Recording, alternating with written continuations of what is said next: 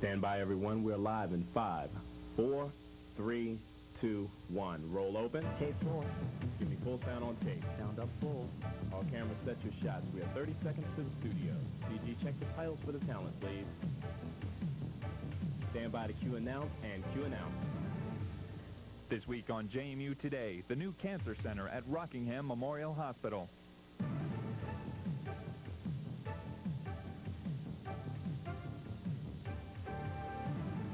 And coming up later in the program, we go to the 25th annual Broadway Timberville Fall Festival. Ready, tape in 2, and take it. Now live from the Television Production Center on the campus of James Madison University, this is JMU Today. Hello and welcome to JMU Today. Hope everyone had a happy Halloween. I'm Anne-Marie Sims. And I'm Daniel Bryant. Mike Caldwell will be in later on with sports and a special segment on D Hall hamburgers, so stay tuned for that. There has been some shuffling of offices and personnel in the Campus Student Center this semester. The Student Activities program has been restructured recently with a combination of programming and recreation. The Warren Campus Center base program now includes recreational activities. Previously located in Godwin Hall, Student Activities now handle scheduling of aerobics, sport clubs, weight room facilities, and intramurals. In addition, it still encompasses activities sponsored by the University Program Board. The UPB provides students with movies, concerts, and special cultural events. Along with this restructuring is the addition of a new assistant director of student activities. Juliet Moore came to JMU from Arizona State University this summer. The reorganization of offices is intended to focus more attention on student involvement in the planning and programming of activities. JMU recently became the first university in Virginia to join the national trend toward expanding the uses of the college identification card. JMU is offering its students and faculty the opportunity to use ID cards to make purchases at the campus bookstore, post office, copy center, and the university's convenience store, Mr. Chips. The new service is called the Flex Account, and to establish one, students or faculty members deposit a minimum of $25 in the Campus Center Card Center, and then use their ID to make purchases off that deposit. There is no annual fee for the account and no service charge beginning in the spring semester. The minimum deposit will increase to $50. Since its inception on October 2nd, more than 150 students have established accounts. Business Manager of Administrative Services, Cheryl Tonini, says that the students are establishing 20 to 30 new accounts every week. She adds that the only drawback for the account holders is that the food purchased on the card is taxed, unlike those purchased under normal dining contracts.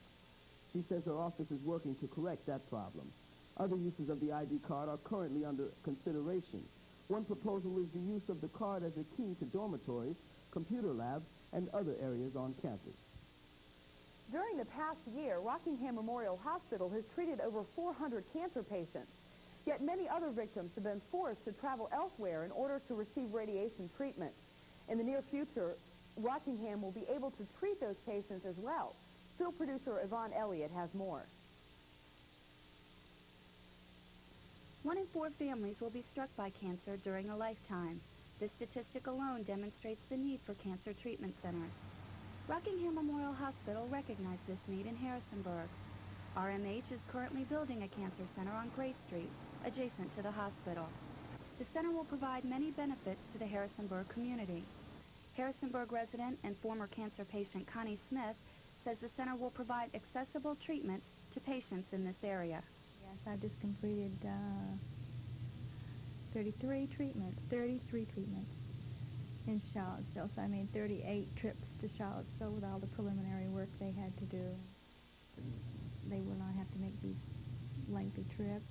Director of the Cancer Center, Lou Emsweiler, says the size of the center is beneficial to the community. I think another advantage we have, even though our equipment is very modern and the latest technology and a very qualified staff, just the fact that we're small and can give the home touch to people.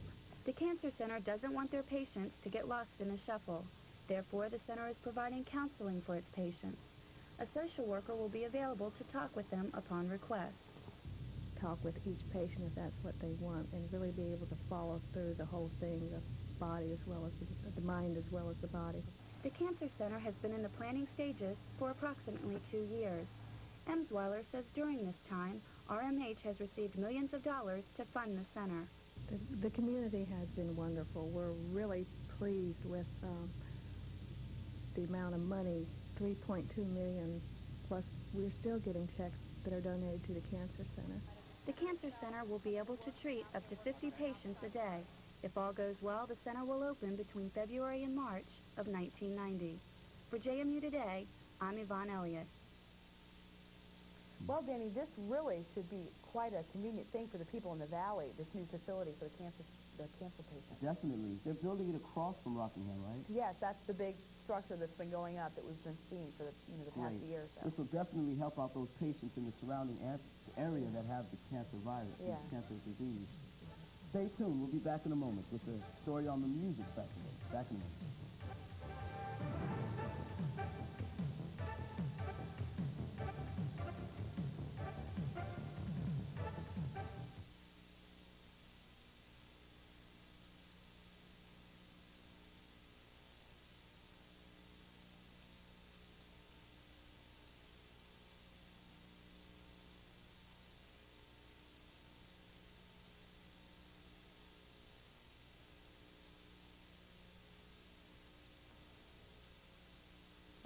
The winds of change are blowing in November on ESPN.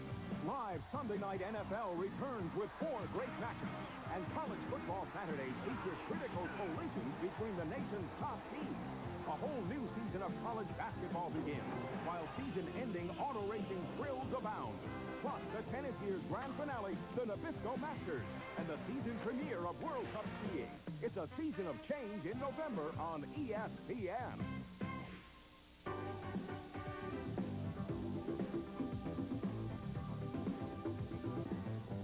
If you want to get in tip-top shape and start exercising, this is the guy for you.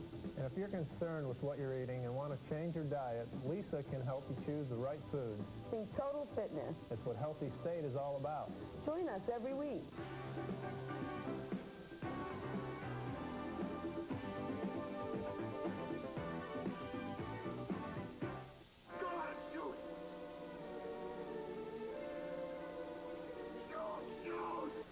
The Dynamite late night movie will At Cinemax, we'll never hack up your favorite movies. We like the Hollywood greats just the way they are. No commercials, no cuts. We want to keep the class in classic and keep the dog food, the steak knives, and the fish lures out. Cinemax. More movies, more choice, more classics. This week on Top Event. Bobby was just a normal teenager. Is he okay?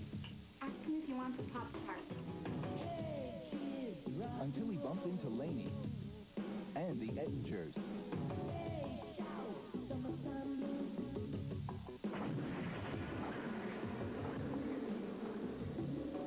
Just call 263-1989. The student-run radio station, WJMR, has developed a money-making plan that benefits everyone involved. Each fall, the station hosts a music festival of sorts. Record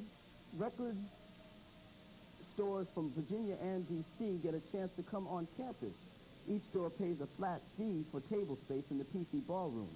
Items for sale include records, CDs, posters, cassettes, T-shirts, and postcards. This year, a new name was added to the list of record stores that participated.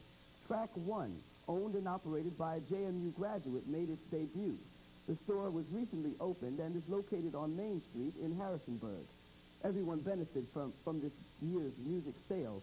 Both JMR and the record stores saw a great profit, and JMU students were able to buy good college music at a good college price. JMU's ROTC Ranger Group took first place in the Area 4 Ranger competition. The competition was held at Fort A.P. Hill in Bowling Green, Virginia.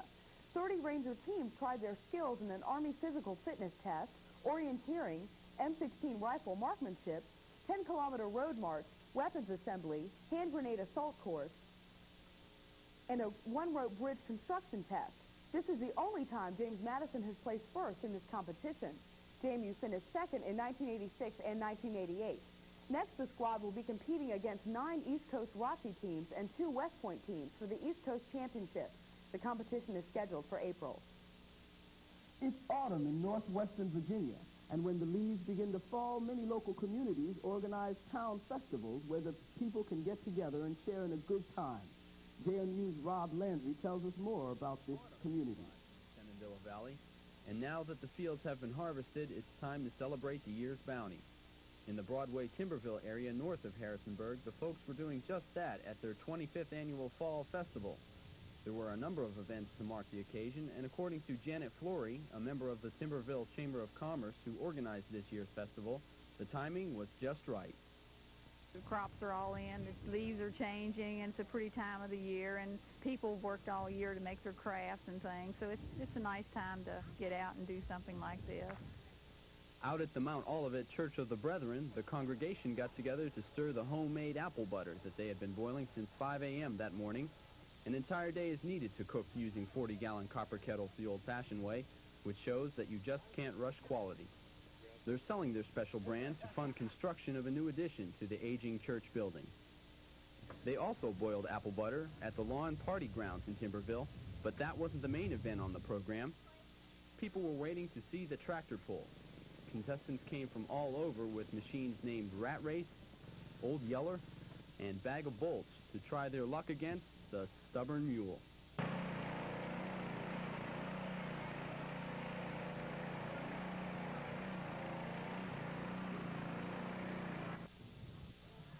Meanwhile, back at the local elementary school, a group of young rope jumpers called the Hot Socks showed their stuff, and everybody got into the act. Manager Wayne Arbogast said that the group, which has been together 3 years, is performing more and more. We're starting to get really well known. We hope to do some more shows at some nursing homes this year that we've done in the past. We're going to be in a poultry parade in the spring. We're going to try to talk with JMU and see if we can maybe perhaps put on a show at one of the basketball games at halftime. Arts and crafts were everywhere. No less than 65 exhibitors from as far away as Alexandria and Vienna displayed their wares, and car enthusiasts could even find a vintage Chevrolet. All the activity helped to give local merchants a gentle boost in business.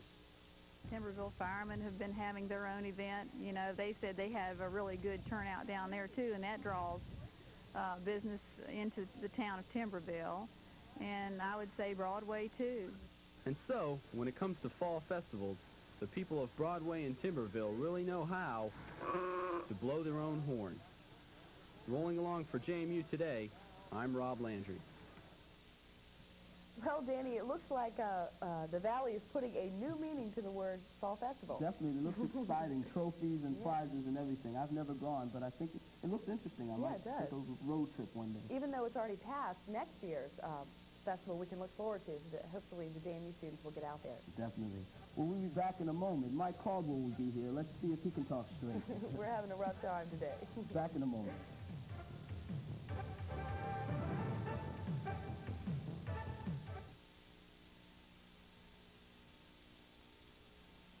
Looking for something more Cinemax.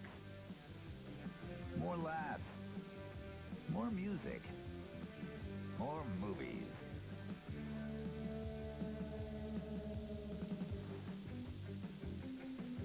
More choice.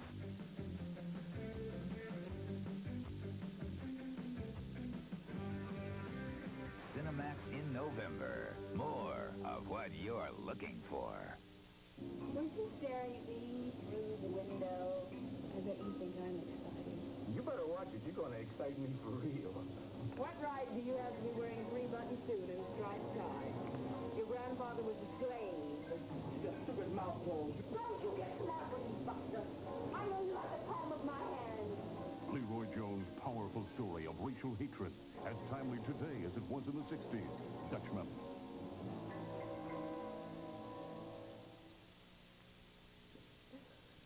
Welcome, Mike. It's all yours. Take it away. Okay, hello, everybody. Welcome to Duking It Out. And I'm Mike Caldwell. And our first story here in sports, when Duking It Out, The James Madison University soccer team had a major blow dealt to its run for a national playoff bid this past Saturday on the campus of JMU. The Dukes hosted William & Mary and faced a must-win situation to keep their fate concerning a playoff berth in their own hands. The Dukes could only manage a 1-1 tie, and as a result were eliminated from the race for the CAA regular season championship. For the Dukes to make the national playoffs, now they must receive an at-large bid from the tournament selection committee. George Mason University won the CAA regular season championship and gets an automatic bid to the tournament. The Dukes, on the other hand, probably must win the rest of their games in order to have any shot at getting an at-large bid. Saturday's contest looked like it would turn out much better for the host Dukes. They led the Tribe up until the final minute of the game when William & Mary got the equalizer. The contest started out brutal and then got really bad. A moment occurred in the second half when the Dukes freshman Ivan Sampson took exception to some extra close marking and did his imitation of Mike Tyson. Needless to say, Sampson earned an automatic ejection from the contest. Thus, the Dukes were forced to play. There's Sampson right there, sitting dejectedly because he's ejected. How else could he sit? Thus, the Dukes were forced to play the final portion of regular time with only 10 men, which didn't help their effort. Halfway through the first 15-minute overtime, Dukes defender Stephen Gill earned his second yellow card of the match, and thus joined Sampson on the Dukes bench for the remainder of the contest. Even with 2 extra men, William & Mary could not score the winner, but that didn't matter to the Dukes, as the tie eliminated the Dukes from the CAA title race. And hey, what can I say, folks? Well, last week we called the Dukes football team's 2-game win streak a modest 2-game win streak. Now with JMU's 24-20 win over Navy, their first victory over Division 1A opponents since beating UVA in 1982, let's face it, the Dukes are kicking some tail, Pat. But now I'll take you to Navy Stadium, to Naval Academy Stadium. There's Eric Bays with highlights of the game. He recovers a fumble as the Navy was driving inside the Dukes 10-yard line. The Dukes answered though, down 7-0. Eric Williams scores on that 10-yard jaunt around the right side.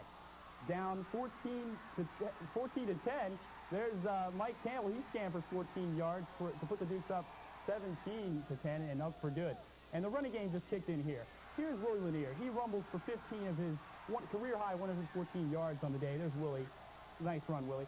And then we'll go to Mike Campbell, more of the same. This time around the right side. Campbell, boom, boom, boom. Takes 3 guys to get this big man down. The Dukes were on a roll. 70 carries on the day. The capper right here, Willie Lanier plunges in from 2 yards out. Dukes up 24 to 14. But late in the game, Navy tries to rally. Alton Grizzard finds his tight end inside the 1-yard line. Looks like Navy may come back. And right here, they do on the ensuing play. Navy gets in from the 1-yard line. You know what's next. After a failed 2-point conversion, Navy comes with the onside kick. Here it is right here. And would they get it? No. JMU's Mr. Everything. Upton, Sinclair, Jackson. It's a jungle out there, and it's a jungle right here as JMU coach Joe Persicki gets dumped with the ice water a la the New York Giants Super Bowl days. But as you saw Joe Persicki right there getting drenched, he was a little wet during the game, but afterwards it was a big moment for him. His 50th victory as a head coach. Here's some comments from Joe. That's the 50th time I've won a college football game, and I want to tell you something. I'll die. They'll be knocking the nails in the coffin, Darryl, and I'll never, never be prouder of a group of young guys than you guys. I love you. I'm standing there. I'm not going to cry anymore.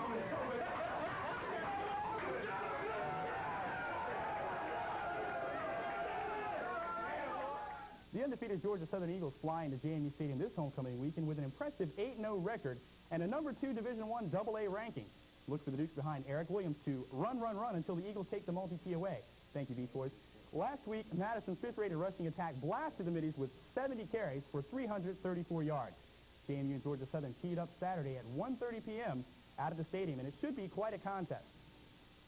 The JMU field hockey team closed out the regular season in an impressive fashion with a 2-1 victory over 11th-ranked Maryland, the Terrapins, last night at the stadium.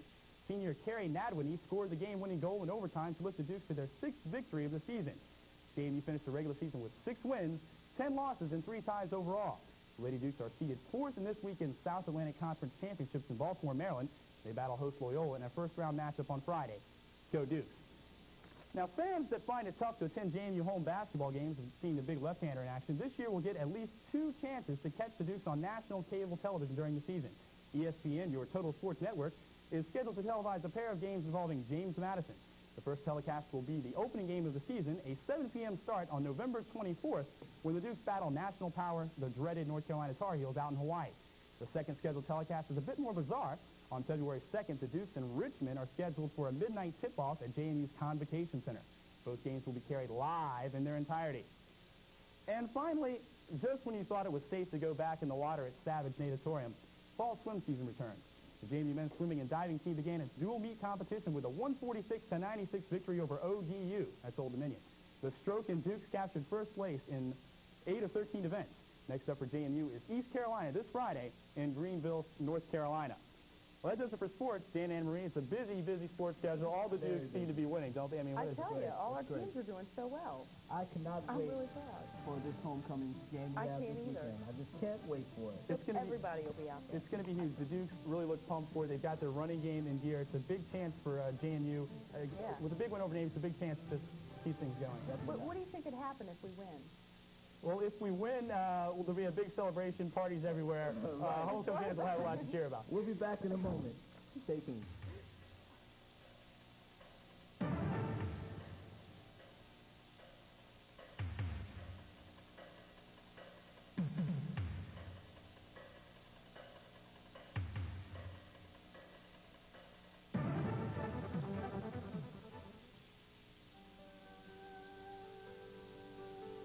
While I watch them circling round, it looks like a ballet in midair. As they turn, spread their wings, start to land. Oh, I'm in heaven when I hear that Susie calling back to me.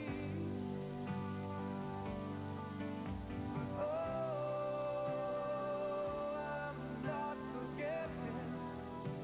We all must do our part, making sure they fly by here, same time each year. They've been here because we've been here. Ducks Unlimited, serving wetlands for more than 50 years. Kids and accidents, they don't have to go together. There's nothing we wouldn't do to keep our children safe because it's every child's right to be safe, loved, and learning. Think about child care decisions. Plan carefully.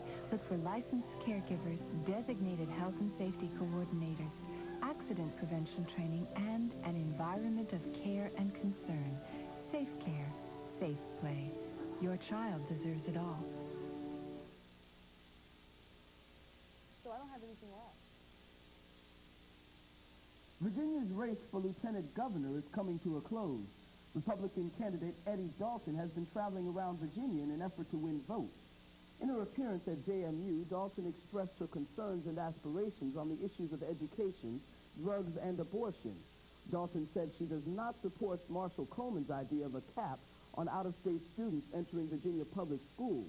She said these students add a variety to the school system. She does not feel that Virginia needs to recruit quality teachers either. Her strategy includes pay raises and programs to bring specialized teachers into Virginia on a rotating basis. Dalton hit hard on the drug issue as well. She supports a mandatory 5-year jail term for anyone selling drugs to children. She wants to expand the drug education to all of the Virginia elementary schools. Abortion is a touchy issue with her as well. Dalton, however, would not clarify her position. She said she was trying to keep a middle-of-the-road attitude. Dalton admits to favoring abortion in the case of incest and rape. Dalton said she had one daughter who was pro-choice and the other who was pro-life. Of course, everyone knows yesterday was Halloween, and many of the JMU students demonstrated their spirit by dressing up for the holiday. The theme for last week's midweek show was about Halloween. This short segment showcases some of the most popular costumes for JMU students this year.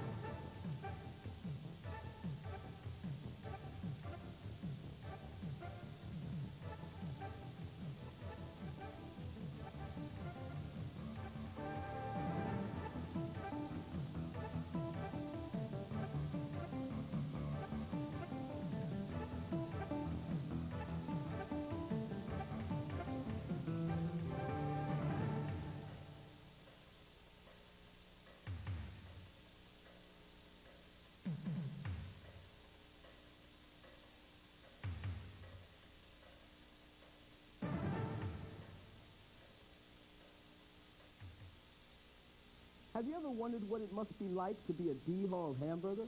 The thrill of frying, the elation of being topped with your favorite condiments, and the anticipation of being eaten? You haven't? Well, we didn't think so. But Mike Caldwell has had such thoughts, as you'll see in this hammed-up special segments report. Filet mignon, ground round, and of course your basic hamburger are some popular beef staples. All of these have one thing in common. They come from a cow. And as you can see, our cow is dramatically altered from its original form to produce hamburger. It is this trek, from nature to fryer, that we begin our story. The Adventures of Hamburger Helpless. Well, thank you, kind narrator. I'm Hamburger Helpless, and I don't see what all the commotion's about. I'm having a right good time down here, frying right next to all my buddies. Getting a little cold on my backside. Ooh, thank you, ma'am. That's a whole lot better. Like I said, it's great to be here with all my friends. Dagnabbit, there goes Hank now. I'm sorry, Helpless. I always thought we'd be a double. Well, little buddy, just remember what I told you. I know, Helpless. Always wear my condiments. You do that, small fry. Yeehaw! Here I go. Whoa, now. I hope he doesn't put cheese on me. It gives me the willies something awful. Gosh darn it, I'm going to get cold on you, boy. Well, at least slap a little bit of that there ketchup on me. Much obliged. It ain't half bad out here. Got a nice view of some pretty little fillies. Hey, what are you doing? Hey. I don't think I'm doing too well. There's no place like home. There's no place like home. There's no place like home. Shoo-wee. I thought I was a goner. Where the heck am I? I'm all in pieces. What's that dark tunnel up ahead?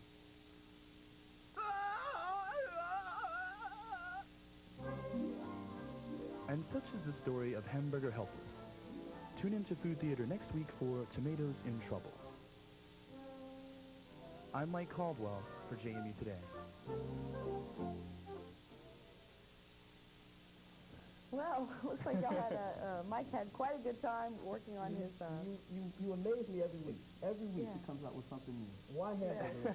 Hamburger just started out as a story on the D-Hall full-timers, the ladies who work behind the lines as a full-time job at D-Hall. But then, thinking about it, I just said, hey, why don't we just do a story on a piece of food and its trek from beginning to end? And I mean, I don't know how it turned out, but... it turned out very well. As usual, you do a good job. No, thanks. Well, that about does it for this show of JMU Today. Stay tuned for midweek. We'll see you next week. Bye-bye. Bye.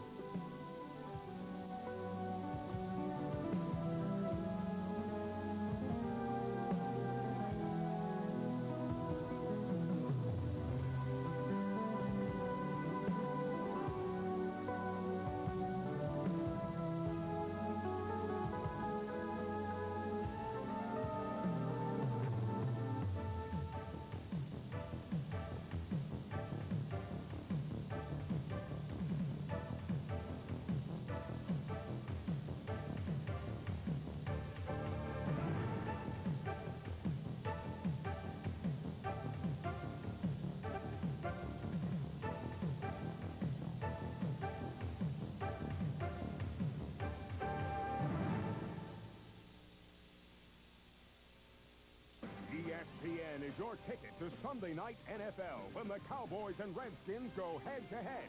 It's a new era of Cowboys. One life to live.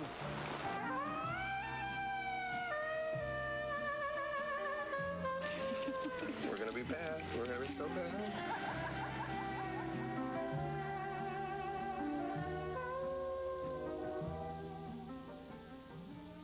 Call 263-1989 to rent this top event.